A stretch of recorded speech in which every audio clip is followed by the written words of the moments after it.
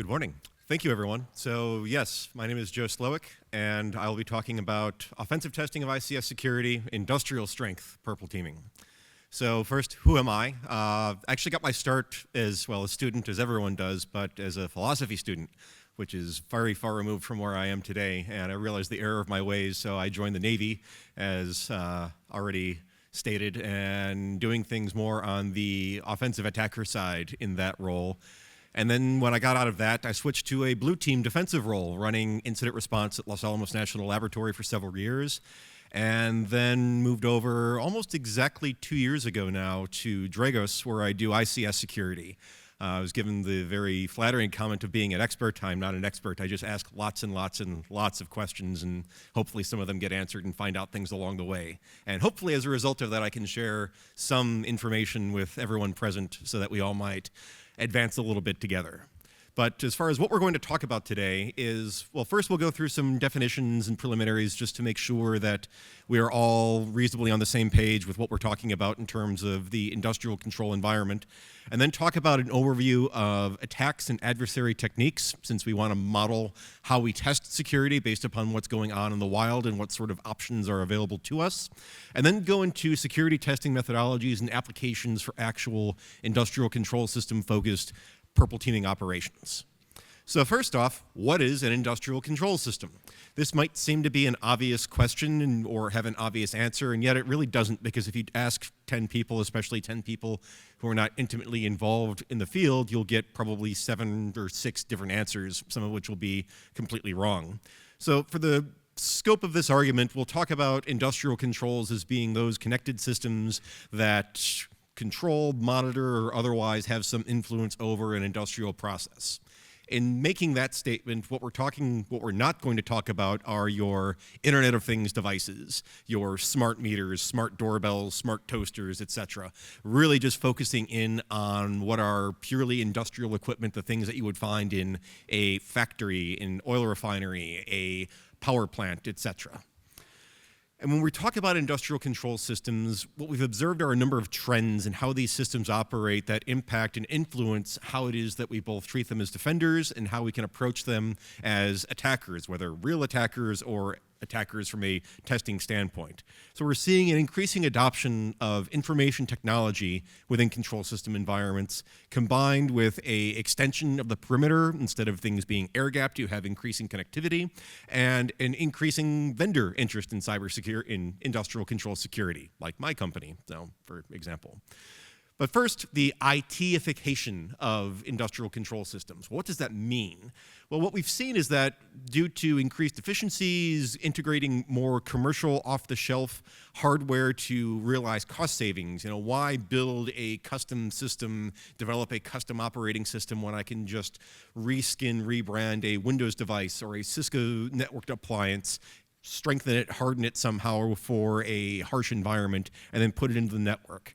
The result is that we eliminate a lot of the confusing bits of control system environments in terms of custom environments, air gaps, and lots of distinctions from what would be a traditional enterprise IT environment. But in doing so, we've exported the IT attack surface, so all of your Windows exploits, all of your Windows vulnerabilities, etc., are now brought into an industrial control space, but without bringing in a lot of the same security capabilities, because even though we've imported enterprise IT practices and software and hardware, we've also had to apply them in ways that still don't allow us to do the same amount of flexibility in terms of monitoring, data capture, installing a EDR product, etc. So you're really left with a more constrained security space to operate while dealing with all of this.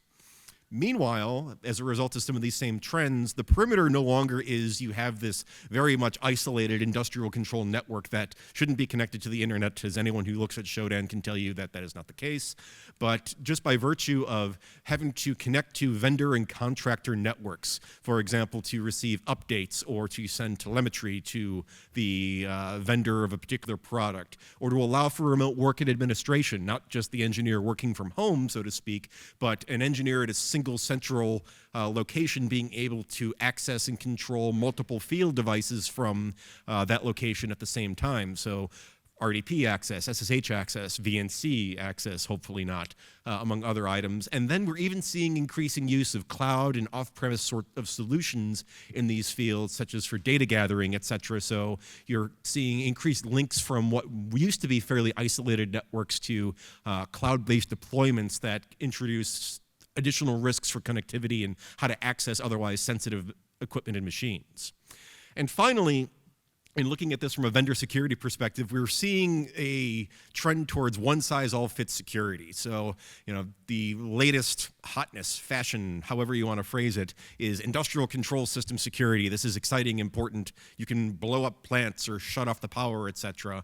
And as part of this narrative, you're seeing the IT-ification of these environments as a justification for, oh, I take the same security solution that I'm using in my corporate environment for the email servers and domain controller and the file servers and just apply that to the HMIs, the engineering workstations, etc. The problem is that that approach fails to recognize how these technologies are actually deployed for an industrial use case scenario and what the limitations are in play and how that then comes into play for monitoring how these systems work on a day-to-day basis, as well as what sorts of capabilities you have to test, manipulate, or otherwise discern how these systems are operating and might be manipulated to cause something suboptimal or not very nice in the process. Now, when we're talking about all of these trends, we're overlaying this upon how industrial control networks are attacked. So much like we've already referred to this several times in only a couple of presentations today, that an attack is not a simple bolt from the blue, but rather represents a process of several discrete steps. So to simplify this, you breach the victim's IT network unless you have an insider that's putting in the USB key into the plant environment, et cetera. You don't see that too often, thankfully. But from that initial access point, you then identify points of contact with your control system environment, leveraging this increased connectivity between enclaves to then enumerate and categorize that industrial environment to determine what software and hardware is in play, and then deliver whatever effects you have on objective. That could be as simple as getting onto a piece of equipment that allows you to turn a system off or manipulate it in some way that the operating engineer would not like it, or deploying some sort of industrial control specific malware to do something particularly nasty. In looking at this, we can map this to a industrial control specific kill chain. So the ICS Cyberkill Chain is a SANS developed concept. The most important thing to take from this isn't necessarily the discrete steps per se, but rather to look at the bifurcation between different stages of the operation. Is that you have a stage one IT-centric operation, that initial network access getting into the environment, allowing for remote access, followed by a second stage operation where you start going into the actual control system environment in order to manipulate or otherwise subvert the industrial process. So it's almost like you have two separate attacks, or at least two distinct phases combined into a single event. And an attacker needs to be successful in all of these stages in order to actually achieve that final execution of an ICS attack. But what does attack mean? So everyone likes to say attack, and if you look in the media, all of you see, something such or whatever was attacked or cyber attack happened. But for the sake of this argument, we're going to focus on two distinct phases. So there's preparatory actions. So I haven't attacked yet, but I'm taking the steps that I need to deploy in order to make an attack possible later on. And then from an attack perspective, deny, degrade, destroy, a very military definition of what attack looks like. But for our purposes, it really goes to the heart of the matter that we really want to only focus on those things that will, no kidding, damage, destroy, or otherwise maliciously manipulate an industrial process. So if I have configure in an ICS network, that's not ideal, but at the same time, I might not care because it doesn't do anything. I might want to eliminate it later on, but I haven't really been attacked. Something just happened and it's not causing any sort of overhead or impact right away, so I could safely ignore that, at least for the time being, which might sound counterintuitive, but because I'm really emphasizing availability and process integrity, that might be fine. So if we're looking at this more constrained definition of what an attack is, we also have lots of things that aren't attacks. So examples of things that are real intrusion scenarios but haven't resulted in or didn't appear to have the intention to result in a actual attack scenario, to your classic fear, uncertainty, and doubt laden stories or whatever about blowing up pipelines, or even one notorious example would be the clear energy in the wild SCADA ransomware that was actually a proof of concept that had some very interesting marketing around it. So we're not going to really pay attention to any of these so much, but really try to focus on what's actually happened in the field. In the field, what we've seen are many, going from that preparatory stage to actual attacks. We see lots of this reconnaissance, initial access activity, trying to learn these environments and get that initial foothold, that stage one sort of aspect of attacks, but fewer examples that then proceed to that stage two, actual deny, degrade, destroy, deny, degrade, and destroy stage, which is good because that's very bad and we don't want that to happen. But from an attack modeling and understanding perspective, it leaves us with a circumscribed set of examples from which we can draw to learn how these environments are attacked and what options are available to attackers. So if we're talking about actual, no kidding, a control system environment, an industrial process has been attacked, has been somehow degraded, we're really only talking about a handful of activities. So in terms of malware, I have the privilege of being the first to say for this event, Stuxnet. We have that. We're not going to talk about it too much because Stuxnet is really kind of an outlier in many ways, and we can talk about this offline later if you'd like. But then we start getting into the early 2010s, things like Havocs, Black Energy 2, and then the Crash Override and Destroyer and Trisys Triton events.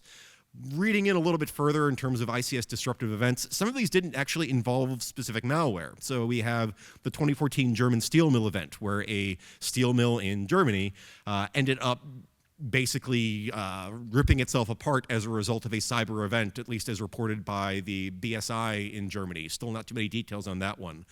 Or 2015 with Ukraine, while Black Energy 3 was used to facilitate that attack, Black Energy 3 was more of a means to an end, with the actual industrial manipulation being someone manually interacting with the engineering workstation to open breakers, and then getting into the Crash Override and Trisys events. So not too many examples that we can look at here, but what we can look at with these examples is an overall trend, leaving, again, Stuxnet out as an outlier, of that over time we moved from things like Havocs and Black Energy 2, where just trying to get into and extract information from human-machine interfaces and other devices within the networks, to a greater adversary risk tolerance for first actually manipulating processes to cause a disruption, like we saw with the Ukraine examples, to a pursuit of physical ICS attacks, like with where Trisys and Triton was probably going towards subverting the safety of that plant environment, that starts creating danger for asset owners and people in that environment. So if we're talking about this from a purple team perspective, these are events that we need to be very mindful of and try and figure out a way to test for those scenarios, but we can never proceed all the way to an attack like we would in enterprise IT, where yes, you can subvert Active Directory and dump all domain credentials or whatever. You can't subvert a safety system in a plant environment to prove that this is the case, because you might kill someone, which would be very bad. In looking at how these attacks play out, though, over the course of the kill chain, we see a definite break in how these have taken place over time. So if you start talking about pre-2016, so everything, again, leaving Stuxnet out of the conversation, but from Havoc's operations through the first Ukraine event, saw a lot of custom malware and tools used for actually kicking off the operations, your stage one activity, your initial stage two activity, pivoting through the environment. And then exploit use for movement and access, and then manual operations for your ICS impact. So pretty much just a human operator getting onto a control system, and like we saw in 2015 Ukraine, VNCing to the machine and manually opening breakers. There's a YouTube video of the operator filming with his cell phone camera of the mouse moving from the remote connection and the attack taking place. But then in current operations, all of that custom malware in the initial stages of the attack has more or less gone away, and we've seen a increased willingness or desire to live off the land or use a lot of the same tool sets that we're familiar with from a penetration testing environment. So things like Powersploit, Cobalt Strike, lots and lots of Mimikatz, etc. So nothing that really sticks out as being, super sophisticated cyber weapon sort of activity, but still very effective in relying mostly on credential theft and reuse in order to move through these environments. But then as we start getting into that later stage 2 scenario of actually attacking an ICS device, seeing custom malware that encodes the specialist knowledge of how to interact with a industrial control system into the software, which is important because it means that you've now increased the number of people that are able to execute an attack because they only need to be one step removed or to a device that can communicate to the RTU, DCS, etc., the actual control system, and run a piece of software and have no knowledge or need no knowledge whatsoever for how that process actually works. So you've increased the efficiency of being able to execute these sorts of attacks. So we've seen tactics, techniques, and procedure shift through the kill chain. So as we develop in your initial intrusion and lateral movement, seeing the use of commodity tools, and I hate the use of that word, but I could say that and everyone sort of gets an idea for what I mean because it's not commodity or it's not unsophisticated if it works. And in the and when we start talking about the various PowerShell-based frameworks or Cobalt Strike, Veil, etc., that all of these items are quite effective in doing their business, even if they're available to just about everyone. It's how they're actually deployed and the intention behind it as you start proceeding toward a ICS-specific disruption stage that makes them very significant. So trying to sort of break away between your script kiddie that's just taking the latest and greatest off of GitHub to deploy an attack, most penetration testers that are using these tools to a very sophisticated degree, and then some of your state-sponsored attackers that are using these same frameworks, you're seeing a lot of overlap and commonality in fundamental attack techniques. But then as we get into that ICS disruption stage, attacks start becoming very specific to the environment because, for better or for ill, almost no two plant networks, even within the same company, are the same. You could have plant A and plant B sitting directly across the street from one another that were built 5 or 10 years apart, and because of that difference in time, slight differences in production, you could have completely different looking networks, even with some of the similar technology in play. Thus, to deliver that final attack stage requires environment-specific knowledge of how that environment is laid out and potentially the development of specific tools for that environment that are limited in capability for direct reuse elsewhere. So what we see is that initially we have very repeatable tactics, techniques, procedure that rely upon fairly commodity-looking techniques, followed by highly specialized and unique attacks with very limited scope for replay outside of very almost identical-looking environments. So if you're looking at this from a security testing perspective, that just about everyone can get involved here. At this stage, though, we start requiring very specialist knowledge to understand what's going on in these environments and how to interact with them. So how do we translate this then to a purple teaming concept? Purple teaming being the foundation of this event and how we make red and blue work together. So first, we have to recognize that ICS environments remain brittle. You hear the apocryphal story of we brought the network down with an Nmap scan.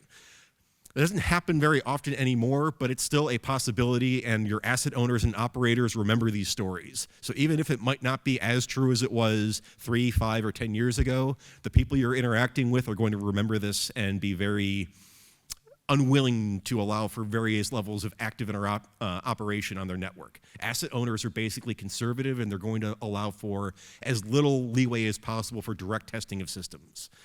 But also, ICS attacks have prerequisites. So we talked about this as being a bifurcation of attack stages. So there's a lot of scope before you get into the actual interaction with control systems of testing what an adversary has to go through in order to make a control system attack possible, from initial information gathering and access all the way to migrating into that network to begin with. And thus we see multiple paths to security testing based upon both methodology in play and where in that kill chain that you are interested in testing things. And you can go from everything from notional or logical testing, things like tabletop exercises, documentation reviews, etc., all the way to a fully interactive penetration test, including a live environment to work with.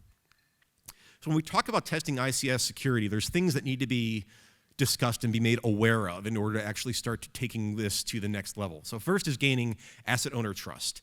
So asset owners are rightfully conservative. They want their plants to run. They want them to run properly, effectively, efficiently, and in a known good state. Thus, there is a requirement for clear communication. This comes up a lot in events such as this. They've always wanted to communicate well with the blue team, that you don't want to make enemies, etc. In this case, this is you really want to communicate. Your blue team isn't necessarily a security team. It could be a process engineer or similar plant worker in the environment whose trust you need to gain in order to make sure that you have as much leeway as practically possible to actually perform meaningful tests. And part of that gaining of trust is also having operationally significant knowledge knowledge, such as what experience do you have in these environments? Do you have proper certifications to even be inside of them?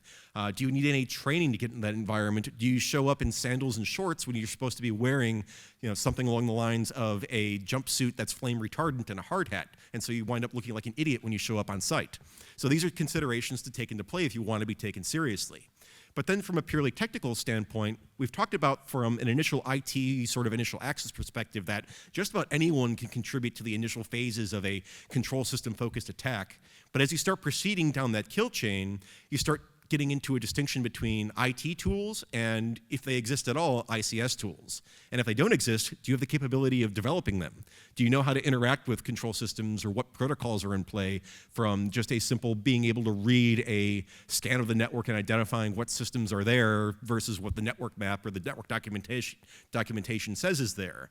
Do you need some sort of custom tools, capabilities, or knowledge in order to get into that environment and perform effectively? And then finally, what's your actual end goal in question? So from a penetration testing perspective, we've talked about this in previous discussions already. We want to make blue better. Well, from an industrial control system perspective, though, it's not just making blue better. We want to improve security, sure, but we also want to make sure that we can try to enhance recovery, minimize downtime, all while ensuring plant integrity and safety. So the goals are sort of similar, but some of the specific items behind them shift a little bit beyond what we're normally comfortable or aware of in enterprise IT environments. And one of the first things to be aware of is that, to use the Wizard of Oz statement that you aren't in Kansas anymore, or anywhere else for that matter, is, you might be used to being dropped into or remotely conducting a pen test from an office, or dropped into a cubicle farm on site. Well, you might need to fly out to one of these. Are you comfortable in flying in a helicopter, and do you have the proper certification for search and rescue should the helicopter crash? Do you know how to wander in this environment and not get killed? Do you have the proper equipment in order to be on site in the first place without being kicked out of the plant and laughed at by all the engineers in question? So not the sort of things that you normally take into consideration for a network-based pen test, but that might become very relevant depending upon what you're being asked to do and what's most relevant if you have to go into a plant environment. So from an ICS environmental approach, there's three broad areas that we can approach in order to start testing security. So there's the initial intrusion aspect, which is very easy and many people can participate in. So enterprise IT access, enumerating and scoping out the environment, but you could also add a control system specificity to this through targeting and information gathering. How easy is it, or how effective is it to identify who your process engineers are, to fish them properly, to identify what sort of systems they have in play that contain information about the control system environment to facilitate follow-on attacks. And then moving to that IT-ICS pivot stage, how do I link the enterprise IT environment to the industrial environment? What systems allow for internetworking between those two enclaves? And how can I get command and control and other sort of traffic between those phases so that I can maintain remote access to systems of interest? Moving on to the actual ICS impact, where you have the manual manipulation by being able to just get to an engineering workstation and turn a machine off, to your more automated skills of being able to write software to manipulate industrial control system devices. But the goal here is that chances are you'll get arrested, or no one will invite you back if you actually turn something off in the environment. That would be very bad, unless you have a really, really badly written rules of engagement from the plant owner's perspective. So really the idea here is to prove that something is possible or something is at risk, as opposed to actually demonstrating that, yes, I can open up the breakers and turn off the power to 15,000 customers. Like, no one wants to see that happen in actuality, but proving that that's a possibility based upon the access gained in earlier stages of the attack sequence is still very valuable for the asset operator to know, to then start adding mitigations and defenses to prevent that from an actual adversary taking advantage of such a thing. So mapping capabilities to phases of the intrusion, IT intrusion testing is basically a standard enterprise IT penetration test. We're all fairly familiar with how that works, but for industrial organizations, you might want to assign special attention to operationally significant groups. Can I figure out who all of my ICS operators are based upon LinkedIn information or combing the company's email and phone directory from publicly available sources to identify specifically who it is that I'm trying to phish, or who it is that I'm trying to target that will allow me to most likely access that IT-ICS boundary. Here, we're still working with familiar IT concepts, but just having to worry about the same sorts of things you might worry about with trying to get traffic through a proxy or trying to get into some specialized enclave. So still IT-centric, but some communication limitations and perhaps some value in understanding what services and what sort of protocols are most frequently allowed to flow between these sorts of environments. So one example, and we'll get to this a little bit in ransomware, is SMB. Like, why would the hell would you ever want SMB flowing into or out of a control system environment? Well, if you're using that to transfer data from a data historian in your plant environment to a business intelligence server in your IT environment so you can bill properly or have the correct license usage communicated, you have a tunnel that's open between these networks that could allow for something like MS-1710 exploits to work remotely, or to use Cobalt Strike Beacon pipe tunnel or whatever to flow through this network as well, so you can chain C2. That's important to know.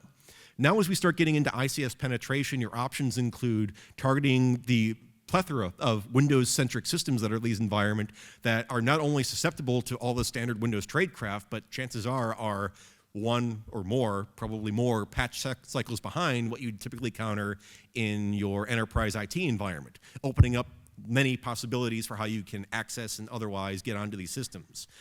So the important point here is identifying what sort of tools and techniques are needed in advance based upon what you've negotiated or what's allowable within your ROE to prove to the asset owner what's possible in the environment and what sort of controls they need to start incorporating. And finally, you have ICS impact, something that we never want to actually test, but something that we want to notionally examine. And this can include looking at vulnerabilities within the environment to figure out, well, what are the actual remote code execution or denial of service vulnerabilities that may be mapped to control system gear that are actually exploitable based upon access that an adversary can gain. Mapping that out compared to what the network map says or compared to what the vulnerability scanner says to prove that no, like this given vulnerability or this given attack mechanism is not just notional but realistic within your network environment, therefore making this ICS impact scenario not just possible, but if an intruder is able to get this far, quite plausible in realization. But when we're talking about impact, what are we talking about? So most of us are familiar with the CIA triad, confidentiality, integrity, availability. Well, that's still interesting. You'll see lots of people say that availability is most important.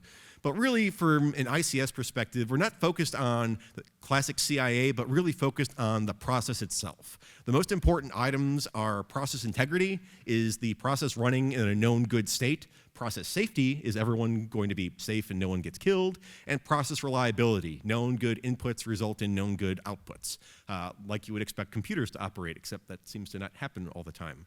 So anyway, focusing on these ideas allows us to get an idea for what it is that's most important within these environments. Assessing that impact means that knowing what the physical process nature of ICS limits your ability to directly test impacts. You don't want to necessarily turn the equipment off because that causes an expensive outage. Instead, focus on the pathways to ICS access that then can be used to demonstrate that such impacts are plausible.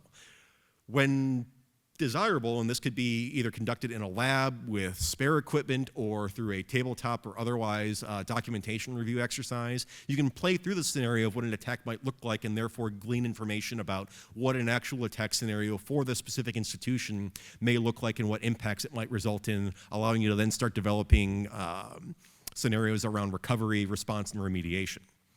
So purple team points of emphasis, the initial intrusion, basically the same as a normal penetration test. Lateral movement is where it gets important to identify how you go from initial access to the IT network to subsequent control system access that allows you to then demonstrate the realization or the possibility of realization, a ICS breach with impact. So getting into the ICS network, identifying what ways you can move around and access other systems, and then test visibility, response, and monitoring so that if there is a blue team or whoever is responsible for that environment knows what they can see, what sort of indications of attack might emerge as a result of this penetration. So putting this into practice first requires recognizing the limitations in ICS environments for direct testing. But based upon that, we still have a whole scope of activity we can test based upon a whole of kill chain approach from initial IT access all the way to lateral movement and pivoting within the control system environment. And from a final stage testing of ICS impacts, we can build off of, even though there's not too many of them, known ICS attacks to develop methodologies or what sort of things need to be examined and tested for to see what sort of impacts might be realized. So your purple team options include tabletop exercises. That doesn't normally sound like a purple team exercise, but in the case of a control system environment, it's something to really take into consideration. A TTX really walks through what a attack sequence might look like through injections and based upon realistic attack scenarios, to walk through what the existing plan is with the environment in question and how they'd respond to notional attack scenarios. It's the least invasive. It's also likely to have the least value because you don't really test how things are in actuality, but you can still at least build awareness and knowledge of what's going on out in the world so that asset owners and operators can incorporate that into planning and subsequent controls and mitigations for attacks. More interactive is assessing the attack surface. So this is really, that all of stage 1 and most of stage 2 up until you get to the actual direct ICS attack. So figuring out what am I actually exposing from a control system network perspective that would enable an attacker to pre-position to deliver a disruptive effect. In this case, we are starting to manipulate actual systems in the control environment, typically your Windows devices like data historians, human-machine interface devices, engineering workstations, etc. So there is a risk that if you do something stupid or something unintentional that results in a unfortunate impact, that you can harm the plant in some way, but nowhere near the same as if you bounce a device in the DCS or something else that's actually controlling things that spin or produce steam or other sorts of items. So minimally invasive relative to some other things, but you can start getting some really valuable knowledge for what's actually out there. And finally, you could have an actual interactive pen test, which is risky in the sense of unforeseen consequences, but can be very valuable in gauging just what a defense needs to be aware of.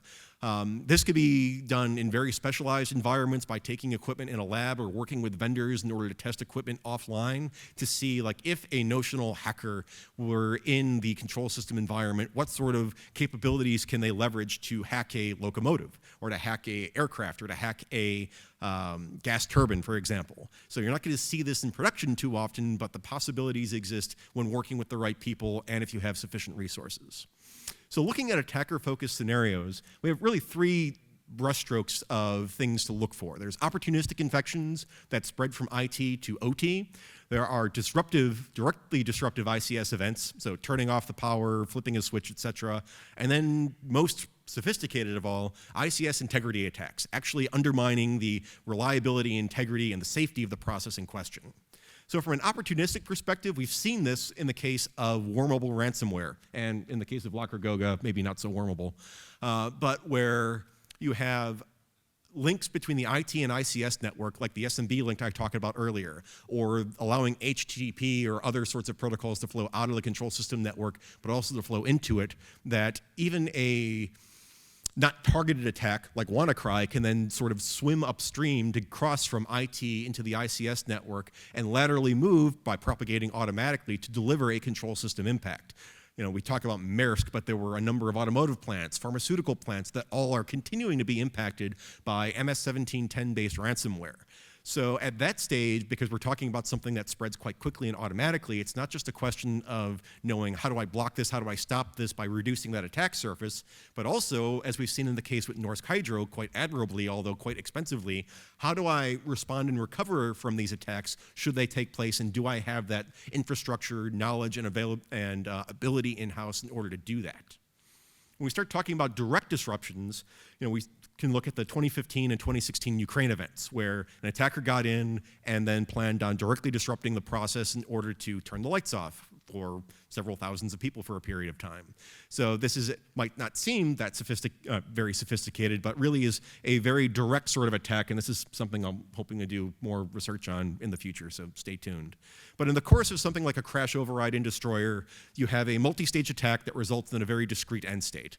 So you have a launcher program that starts out that reads in ICS-specific configurations to manipulate the process to open breakers that results in a disruption to the flow of power.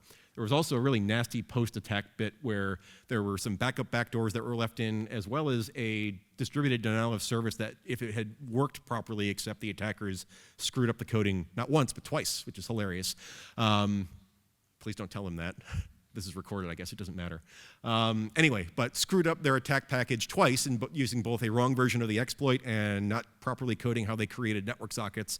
So you could laugh about it, but if that attack had succeeded, they could have manipulated the protective relays that when they were trying to close the breakers to restore power would have allowed for a dangerous environment to take place where you could have actually had physical process destruction and potentially harming individuals in question that were trying to restore operations. So not a laughing matter if it had actually worked out.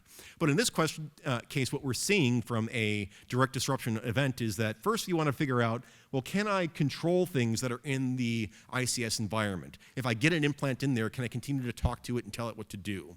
What sort of interactive movement, what sort of lateral movement capabilities do I have that allow me to then get into a position, in the case of the crash override event, sitting on data historians in the environment that allow the attacker then to communicate to multiple control system pieces of equipment nearly simultaneously to produce the intended effect.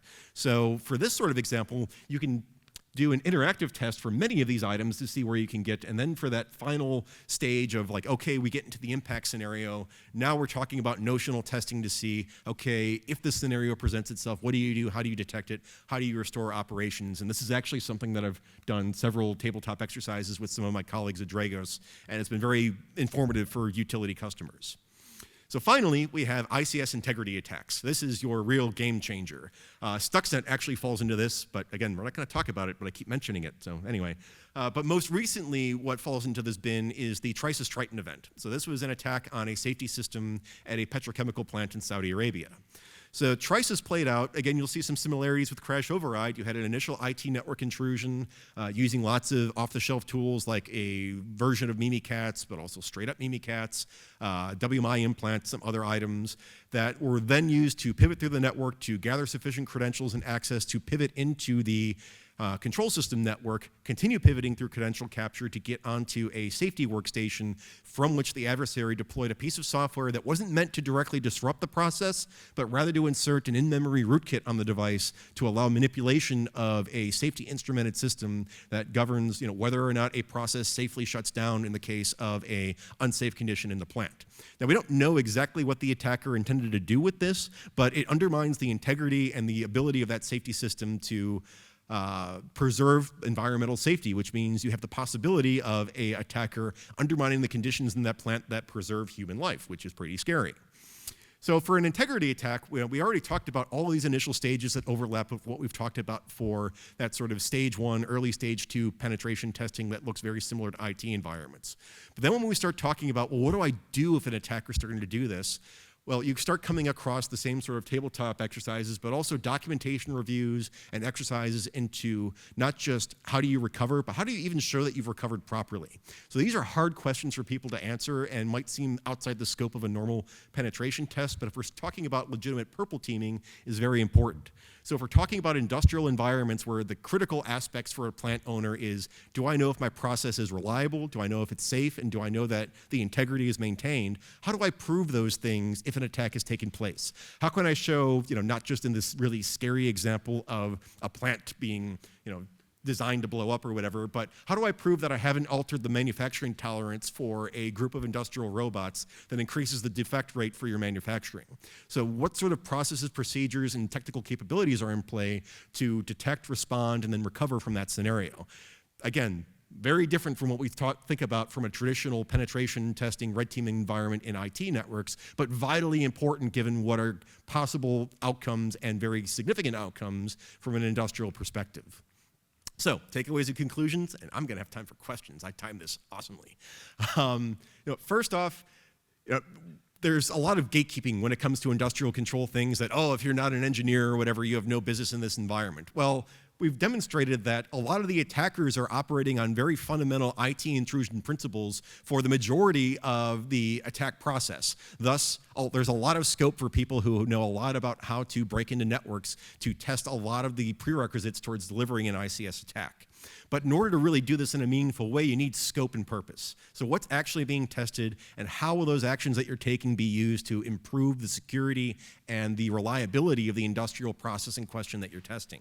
And finally, this might be seen as like, oh, you're just talking crown jewels analysis, but what are the core interests and values that are in question for the industrial environment? It's not just that this specific pieces of equipment are important, it's these are the fundamental concepts that I need to be aware of and be securing to do a good job. So again, reliability, safety, integrity for the underlying industrial process, not just an individual machine, to make sure that the plant in question can continue to operate. And knowing that, adopting that, and communicating that with your asset owners will, in addition to showing up in the right sort of clothes, buy you a lot of goodwill and acceptance that you can start actually testing what's going on in this environment to realistically improve security.